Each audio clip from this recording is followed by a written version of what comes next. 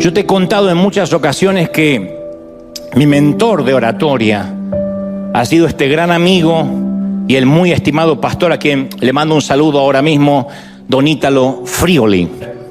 Y me regaló este magnífico libro de su autoría, que apenas lo leí, le pedí permiso para poder relatar parte de su testimonio y compartir su caso, el caso Frioli. Obviamente te voy a compartir un pequeño fragmento, yo no podía compartirte un libro completo hoy. Y algo sobrenatural y extraño ocurrió aquel sábado 26 de junio de 2021. Él dice que le costaba respirar, que sus pulmones estaban casi por colapsar. Y entonces sintió que sus fuerzas se iban y su cuerpo se hacía cada vez más liviano y tuvo la misma sensación de estar flotando. Frioli sintió que era llevado a una habitación oscura donde había una luz anaranjada que le permitía ver una puerta al frente, como recién veíamos en la portada del libro.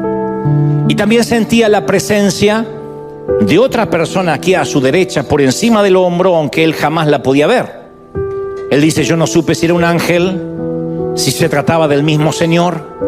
Y dice: no vi ninguna luz. Y él no vio ninguna luz.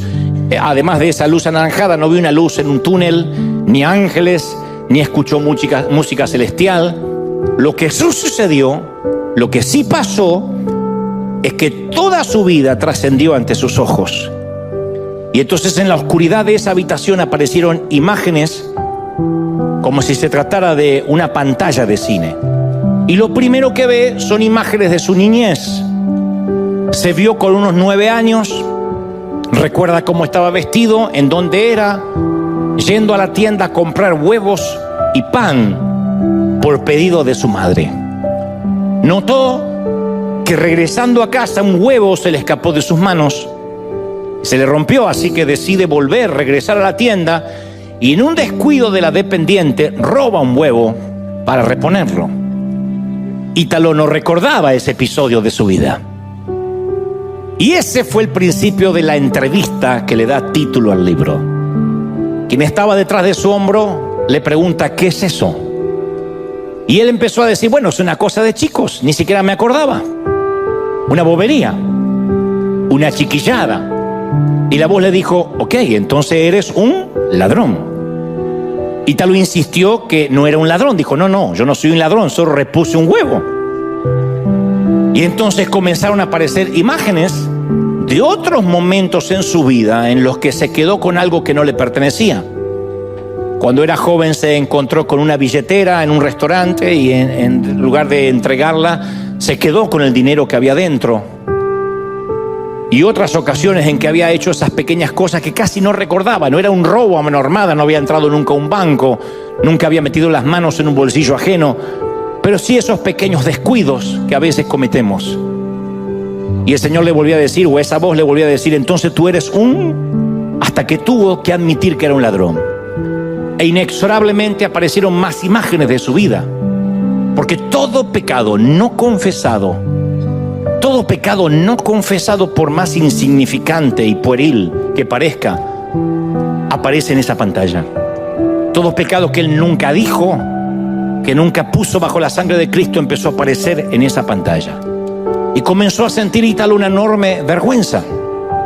Él no quería que el Señor o que ese ángel viera esas imágenes. Y dice: aparecieron escenas de mi juventud, mentiras, algunos chistes con doble sentido que a veces uno hace entre caballeros, entre hombres, que él no le había dado mucha importancia, pero estaban ahí en esa pantalla con lujo de detalles. Y una y otra vez la voz le preguntaba: ¿y eso qué es? Y mi querido mentor tuvo que comenzar a contestar con el nombre explícito que Dios le da a cada pecado. ¿Cómo le llamas a eso? Eso es mentira. Y aquello es engaño. Eso es enojo. Eso es una mala palabra. Bueno, es que a veces hablamos así los hispanos. No. ¿Cómo le llamas a eso? Blasfemia. Eso es lujuria. Eso es robo. ¿Qué es aquello? Odio. Eso es ira. Esto es resentimiento. Esto es envidia. Esto es falta de perdón. 1000 imágenes y se le pidió que lo diga con el nombre indicado. Ítalo resalta que a esta altura su espíritu comenzó a tener un dolor que no podía describir con palabras. Él dice: ningún dolor físico se parece a lo que yo sentí en mi espíritu. Y él rogaba que la entrevista se terminara de una vez. Pero empezó a ver los momentos de violencia, de ira. Se podía escuchar a sí mismo maldecir e insultar.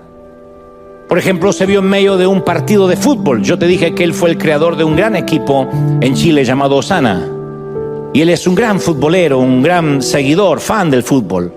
Y él vio como miles, en la pantalla, como miles de personas gritaban obscenidades contra un mal arbitraje. Le gritaban al árbitro que se muera y se acordaban de su familia. Y él vio cómo él se unió a esos gritos en medio de la euforia. Pero de pronto, de alguna forma, se le bajó el volumen a todo el resto del estadio para que solo pudiera escucharse su voz, su insulto al árbitro. Todo el estadio muteado y apareció su voz. Y luego aparecieron los momentos en que deseó la muerte a alguien. Vio las ocasiones en que mientras conducía maldijo a otros conductores.